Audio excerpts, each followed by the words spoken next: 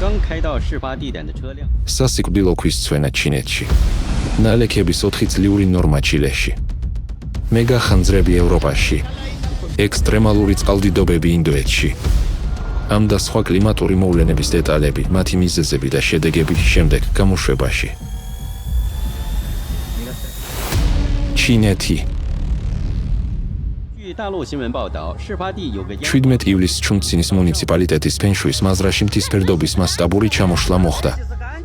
ძირითად ჩამოწოლამდე რამდენიმე საათით ადრე ადგილობრივ მცხოვრებლებს ჩამოცვენილი ქვების ხმაური ესმოდათ. დილით კი შეამჩნიეს, რომ ქვისცვენა გაძლიერდა. თემის თანამშრომლებმა დაიწყეს სახლების ჩამოვლა, კარებზე დაკაკუნება და საფრთხის შესახებ გაფრთხილება. შედეგად ჩამოშლამდე 60-ზე მეტი ადამიანის ევაკუაცია მოხერხდა. ჩამოშლილი ქანის მოცულობა დაახლოებით 18000 კუბურ მეტრად შეფასდა. ხოლო ყველაზე დიდი ლოდი თითქმის 5300 კუბურ მეტრს აღწევდა. კირქვის უზარმაზარი ბლოკები თითქმის ვერტიკალურად ცვიოდა დაახლოებით 30 მეტრის სიმაღლიდან.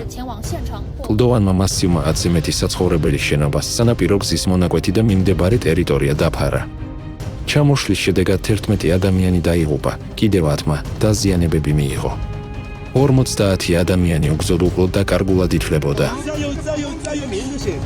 საძიებო სამუშაოებისთვის გამოიყენეს მძიმე ტექნიკა, უპილოტო საფრენი აპარატები და ადამიანების აღმოსაჩენი ხელსაწყოები. სამაშველო სამუშაოები მთელი დღე ღამის განმავლობაში გრძელდებოდა, თუმცა მათ ართულებდა ფერდობის არასტაბილურობა, განმეორებითი ჩამოშლის საფრთხე და ლოდების ზომები, რომელთა გადაადგილებაც ჩვეულებრივი ტექნიკით შეუძლებელი იყო. ყველაზე დიდ ბლოკებს მიმართული აფეთქებებით ამსხვრევდნენ, ხოლო ნანგრევებს ეტაპობრივად, ფენა-ფენა წმენდნენ. კატასტროფის შემდეგ ევაკუაციის რადიუსი დაახლოებით 1 კილომეტრამდე გააფართოვეს. სულ საფრთხის ზონიდან 1100-ზე მეტი მცხოვრების ევაკუაცია განხორციელდა. ავღანეთი. ივლისის შუა რიცხვებიდან ავღანეთის სამხრეთ-აზიური აქტიური მუსონის ზემოქმედების ქვეშ მოექცა, რამაც ხანგრძლივი კოკისპირული წვიმები მოიტანა. შედეგად დაიწყო უეცარი წყალდიდობები, ღვარცოფული ნაკადები და მეწყრები. 21 რიცხვში ყველაზე მძიმე სიტუაცია ნურისტანის პროვინციის ქალაქ პარუნში შეიქმნა. ბობოქარმა ნაკადებმა, რომლებსაც უზარმაზარი ლოდები მოჰქონდა, სიტყვასიტყვით წაშალა ქალაქის ნაწილი. ადგილობრივი მცხოვრებლები ყვებოდნენ, თუ როგორ მიჰყავდა წყალს ადამიანები მათ თვალწინ, ხოლო მას შემდეგ რაც წყალმა უკან დაიხია, ქუჩებში ქვების, ტალახისა და სამშენებლო ნანგრევების გროვები დარჩა. ადგილობრივი მცხოვრებლები ხელით წმენდნენ ნანგრევებს, ხოლო მრავალმეტრიან ნალექებს ბულდოზერებით. დაინგრა 4 ხიდი და 6 კილომეტრამდე გზა, რამაც სერიოზულად გაართულა საძიებო სამაშველო სამუშაოები და ჰუმანიტარული დახმარების მიწოდება. წყალდიდობამ დააზიანა ადგილობრივი მიკროჰესი, ხოლო წყალსადენის დანგრევის გამო დაახლოებით 1000 ოჯახი უსაფრთხო სასმელი წყლის გარეშე დარჩა. ასევე დაზიანდა დამცავი კაშხლის 400 მეტრამდე მონაკვეთი, რამაც ახალი წყალდიდობების რისკი გაზარდა. ნურისტანის პროვინციაში 23 ადამიანი დაიღუპა, კიდევ 5 უგზოდ უკლოდ და კარგულად ითვლებოდა, ხოლო დაზარალებულთა რაოდენობა 125 ადამიანს მიაღწია. ამავდროულად წყალდიდობები ქვეყნის სხვა რეგიონებსაც შეეხო. პაქტიკას პროვინციაში დაზიანდა სახლები, წაიღო 120-ზე მეტი ჰექტარი სასოფლო-სამეურნეო სავარგული და დაიღუპა პირუტყვი. ბარმალის რაიონში ტრაგედია მოხდა, წყლის ბობოქარმა ნაკადმა ბავშვი წაიღო. ნანგარჰარის პროვინციის ქალაქ თორხამში სტიქიამ 3 ადამიანის დაღუპვა გამოიწვია და დროებით შეაჩერა ამავე სახელწოდების სასაზღვრო გამშვები პუნქტის მუშაობა ერთ-ერთი უდიდესი ავღანეთსა და პაკისტანს შორის. ჩილე. ივლისის შუა რიცხვებიდან ჩილეს ჩრდილოეთს თავს დაატყდა შტორმების სერია, რომელმაც უჩვეულოდ უხვი ნალექი მოიტანა ატაკამას უდაბნოში, პლანეტის ერთ-ერთ ყველაზე მშრალ ადგილას. ყველაზე კრიტიკული სიტუაცია შეიქმნა ვატასკოს პროვინციაში, სადაც სულ რაღაც 4 დღეში ადგილ-ადგილ 250 მმ-ზე მეტი წვიმა მოვიდა, რაც 4 წლის ნალექის ნორმის ეკვივალენტურია. ამან გამოიწვია მდინარეების ადიდება კოპიაპოსა და ვატასკოს პროვინციებში და კატასტროფული წყალდიდობები რამდენიმე მუნიციპალიტეტში. კოკიუმბოს რეგიონში, სადაც ნალექები ასევე ანომალიურ ხასიათს ატარებდა, 1 საათში თვის ნორმა მოვიდა და საქალაქო სადრენაჟო სისტემები სრულად გადაიტვირთა. კალაპოტიდან გადმოსულმა მდინარეებმა მთელი კვარტლები დაატბორა, გაანადგურა ავტომობილები და სახლები, ასობით ოჯახი იძულებული გახდა დაეტოვებინა თავისი საცხოვრებელი. წყალდიდობებმა დააზიანა ხიდები და კაშხლები, დაბლოკა ათობით ავტომაგისტრალი. მთიან რაიონებში მეწყრები ჩამოცვა ქალაქ ვინიალ-დელ-მარში დაინგრა ტრასის ნაწილი, რომელიც დედაქალაქის სანაპიროსთან დამაკავშირებელი საკვანძო სატრანსპორტო არტერიაა. ენერგომომარაგება სერიოზულად დაირღვა, შუქის გარეშე დარჩა 250,000-მდე მომხმარებელი. წყალმიმღებების დაზიანებისა და მდინარეების დაბინძურების გამო შეიქმნა შეფერხებები წყალმომარაგებაში. მოსახლეობას წყალს ავტოცისტერნებით აწვდიდნენ. ძლიერმა ქარებმა, რომელთა სიჩქარე 100 კმ/სთ-ში აღემატებოდა, სახურავები ახადა და ხეები წააქცია, ხოლო შტორმმა ამინდმა ათობით პორტის დახურვა აიძულა.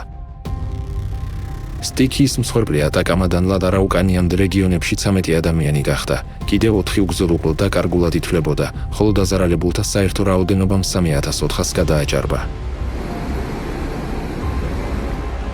ქვეყნის რთულმა რელიეფმა წყალდიდობის შედეგები გააძლიერა, წყალი ხეებსა და ძველ მდინარის კალაპოტებში იღვრებოდა, ხოლო დანგრეულმა ხიდებმა და გზებმა გარესამყაროს 63,000-ზე მეტი მცხოვრები მოწყვიტა. დაახლოებით 100 სახლი სრულად განადგურდა, კიდევ 3,500-მა სერიოზული დაზიანება მიიღო, ხოლო დაახლოებით 20,000-მა უმნიშვნელო.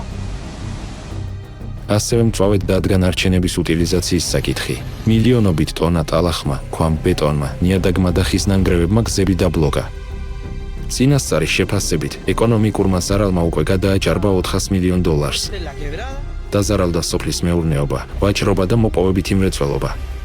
აგრარულ სექტორში ზარალი მიადგა ხორბლის, შვრიისა და ქერის ნათესებს, ვალპარაისოსა და ოჰიგინსის რეგიონებში დაზიანდა ავოკადოსა და ციტრუსის ხეები, დაზიანდა საირიგაციო სისტემები, ხოლო კოკიუმბოსა და ნიუბლეს რეგიონებში მცირე ფერმერულმა მეურნეობებმა საძოვრები და სეზონური კულტურები დაკარგეს.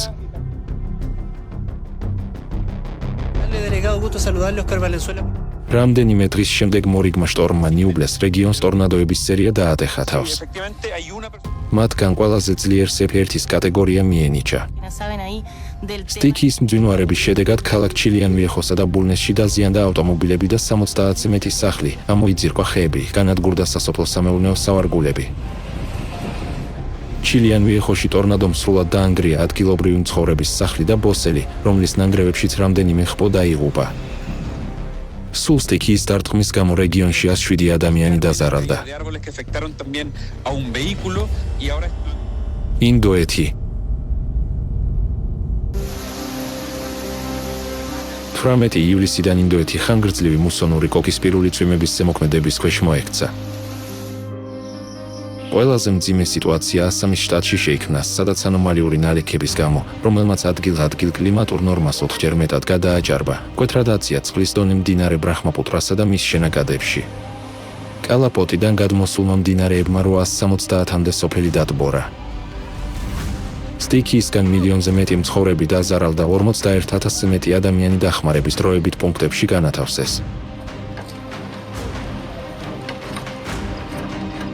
წყალდიდობამ დააზიანა დამცავი კაშხლები, საავტომობილო გზები, ხიდები და ინფრასტრუქტურის სხვა ობიექტები. რამდენიმე დღით შეწყდა რკინიგზის მიმოსვლა. წყალმა 10,000 ჰექტარი სასოფლო-სამეურნეო სავარგული დატბორა, დაზარალდა 100,000 სული შინაური პირუტყვი და ფრინველი.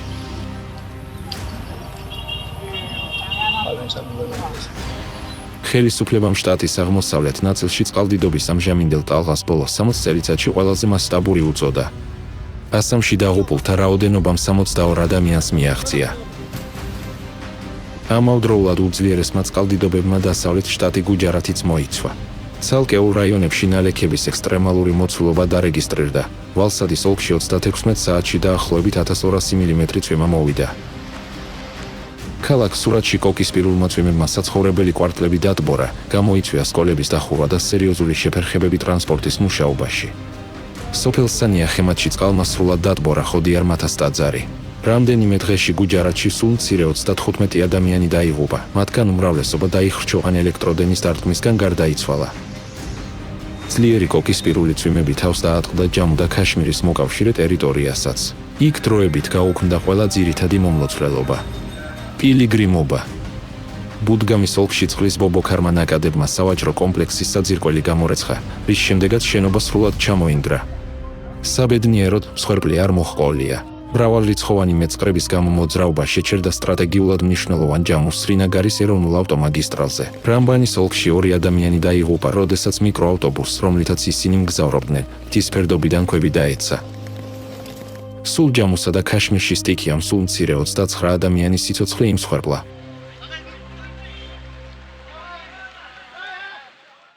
ხანძრები ექსტრემალური სიცხის მორიგმა ტალღამ, გვალვამ და ძლიერმა ქარმა სამხრეთ-დასავლეთ ევროპაში მასშტაბური ხანძრები გამოიწვია. 16 ივლისს ესპანეთის გვადალახარას პროვინციაში ხანძარი გაჩნდა, რომელიც რამდენიმე დღეში სწრაფად გაიზარდა და 30,000 ჰექტარზე მეტი მოიცვა. ათობით დასახლებული პუნქტის მცხოვრებთა ევაკუაცია გახდა საჭირო. რამდენიმე დღის შემდეგ ცეცხლის გავრცელების შეკავება მოხერხდა, თუმცა ახალი კერები გაჩნდა ცენტრალურ ესპანეთში.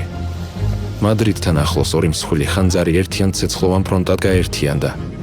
ძლიერი ქარი ელვისის სწრაფით ავრცელებდა ალს. დედაქალაქის მიდამოებში ცეცხლმა 40-ზე მეტი სახლი გაანადგურა, კიდევ 300-მდე დაზიანა. ამავდროულად ხანძარი მეზობელ ავილას პროვინციაში უპრეცედენტო მასშტაბებამდე გაიზარდა. 26 ივლისისთვის მან 50,000 ჰექტარზე მეტი მოიცვა და ესპანეთის უახლეს ისტორიაში ყველაზე უდიდესი გახდა. უბედურების მასშტაბი იმდენად დიდი აღმოჩნდა, რომ სამხედროებისა და საერთაშორისო დახმარების ჩართვა გახდა საჭირო, ხოლო ხელისუფლებამ ტყის ხანძრების გამო ეროვნული დონის საგანგებო მდგომარეობა პირველად გამოაცხადა. ამასობაში ცეცხლი ქვეყნის აღმოსავლეთითაც გავრცელდა და კასტელიონის პროვინცია მოიცვა. ხანძრების გამო 100,000-ზე მეტი ადამიანის ევაკუაცია განხორციელდა ან მათ სახლში დარჩენისგან კარგულება მიიღეს. სამწუხაროდ სტიქიამ 2 ადამიანის სიცოცხლე იმსხვერპლა. საფრანგეთში კიდევ უფრო მძიმე სიტუაცია შეიქმნა. ხანძარი, რომელიც 22 ივლისს ჟირონდის დეპარტამენტში გაჩნდა, სწრაფად გავრცელდა მშრალ ტყეებში და რამდენიმე დღეში ბორდოს დეპარტამენტის დედაქალაქს 15 კილომეტრის მანძილზე მიუახლოვდა. ალი გარეუბნებს ემუქრებოდა, ხოლო სქელმა კვამმა მიდამოები დაფარა. ხანძარი იმდენად ძლიერი აღმოჩნდა, რომ მისი კვამლისვეტი საგროვოსად ვემარღრუბლად, პიროკუმულაციურ ჯექაქოხილად გადაიქცა. მან წარმოქმნა ელვები, რომლებმაც ახალი ალება გამოიწვია და ძლიერი ქაოსური ქარები, რომლებსაც ცეცხლის გავრცელების მიმართულების მკვეთრად შეცვლა შეეძლო. საფრანგეთის მეხანძრეთა ეროვნულ ფედერაციაში განაცხადეს, რომ მანამდე მსგავსი რამ ქვეყანაში არ დაფიქსირებულა. ეს მოვლენა უფრო ხშირად ჩრდილოეთ ამერიკასა და ავსტრალიაში შეინიშნება, თუმცა იშვიათად გვხვდება ევროპაში. ცეცხლმა კაპ-ფერესაც მიაღწია ატლანტიკის სანაპიროზე მდებარე პოპულარულ საკურორტო ნახევარკუნძულს. მისი სრული ევაკუაცია გახდა საჭირო. 10,000 ადამიანი ტურისტული სეზონის პიკში სასწრაფოდ ტოვებდა საფრთხის ზონას. გზები გადაიტვირთა, ევაკუირებულთა ნაწილი წყლის საშუალებით არკაშონის ყურის გავლით გადაჰყავდათ. ამასობაში მსხვილი კერები ჟირონდის ფარგლებს გარეთაც ბობოქრობდა. ლანდის, სვარის, თარნისა და ზემო ალპების დეპარტამენტებში 220,000-მდე ადამიანი იძულებული გახდა დაეტოვებინა თავისი სახლები და ტურისტული რაიონები. ეს გახდა ტყის ხანძრების გამო ყველაზე მასშტაბური ევაკუაცია საფრანგეთის ისტორიაში. აღსანიშნავია, რომ ქვეყანაში ბუნებრივი ხანძრების საშუალოწლიური რაოდენობა დაახლოებით 93-ს შეადგენს, მაშინ როდესაც წელს ეს მაჩვენებელი უპრეცედენტო გახდა. უკვე დარეგისტრირდა 300-ზე მეტი ხანძარი. მსხვილი ხანძრები ბობოქრობდა იტალიაშიც. გარგანოს ნახევარკუნძულზე, აპულიის რეგიონში, ცეცხლი უშუალოდ მიუახლოვდა პლაჟებსა და კემპინგებს. სქელმა კვამმა დაფარა სანაპირო და მსვენებლებს შორის პანიკა დაიწყო. ასობით ტურისტის სასწრაფო ევაკუაცია გახდა საჭირო ზღვის საშუალებით. ისინი სანაპირო დაცვის გემებსა და კერძო ნავებს გადაჰყავდათ. მეზობელ მოლიზეს რეგიონში ხანძარმა გადაკეტა სახელმწიფო ტრასა და რკინიგზა. ბლოკირება გაუკეთა 2 მატარებელს 500 მგზავრით.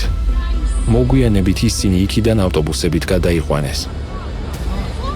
ათობით ხანძარი ასევე გაჩნდა პალერმოში, კატანიაში, აგრიჯენტოსა და კუნძულ სიცილიის სხვა ტერიტორიებზე. ცეცხლისგან დაზარალდა წმინდა როზალიას სავანე, საწარმოები და საცხოვრებელი სახლები, ინფრასტრუქტურის ობიექტები და წყლის წმენდის სისტემა. კუნძულის რამდენიმე ქალაქში ელექტროენერგია გაითიშა. ალმა დააზიანა ტყეები და ნათესები. ცეცხლის ქრობის დროს მეხანძრე დაიღუპა, კიდევ ერთ მაშველს ჰოსპიტალიზაცია დასჭირდა. რომში მასშტაბურმა ტყის ხანძარმა წრიული გზის მონაკვეთის დროებითი დახურვა გამოიწვია. იტალიაში უბედურების მასშტაბს საერთო ციფრებიც ასახავს. წლის დასაწყისიდან 25 ივლისამდე ქვეყანაში 40,000 ჰექტარზე მეტი მიწა დაიცვა. ეს ერთ-ერთი უდიდესი ავღანეთსა და პაკისტანს შორის 80%-ით მეტია წინა წლების ანალოგიური პერიოდის საშუალო მაჩვენებელზე. ტყის ხანძრების შესახებ ევროპული საინფორმაციო სისტემის მონაცემებით 2026 წელს ევროპაში დამწვარი ტერიტორიების ფართობი უკვე აღემატება ბოლო 20 წლის საშუალო მაჩვენებელს.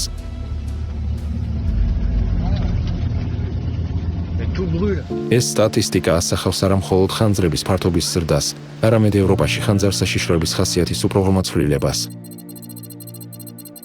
კვლევის ავტორები, რომელიც გამოქვეყნდა 2026 წლის აპრილში ჟურნალ Nature-ში, გაანალიზეს რა მრავალწლიანი მონაცემები დამწვარი ტერიტორიების, ამინდის პირობებისა და კლიმატური მოდელირების შედეგების შესახებ, მივიდნენ დასკვნამდე, რომ ექსტრემალური ხანძარსაშიშროება სულ უფრო ხშირად ყალიბდება ერთდროულად ევროპის რამდენიმე ქვეყანაში.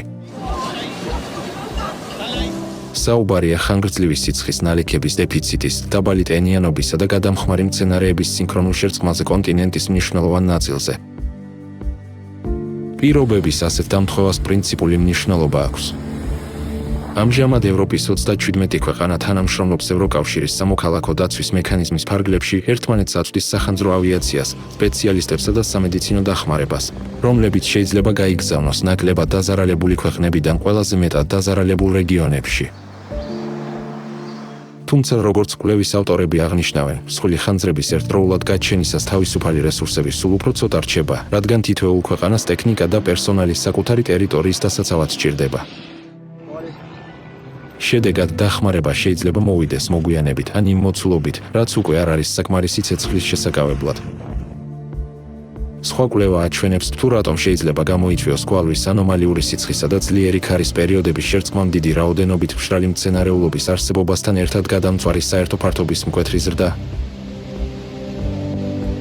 მეცნიერებმა ხმელთაშუაზღვისპირეთის ევროპაში 11,000-ზე მეტი ზაფხულის ხანძარი გაანალიზეს და დაადგინეს, რომ ძალიან მსხვილი ხანძრები და მეგახანძრები ყველა შემთხვევის მხოლოდ მცირე ნაწილს შეადგენდა.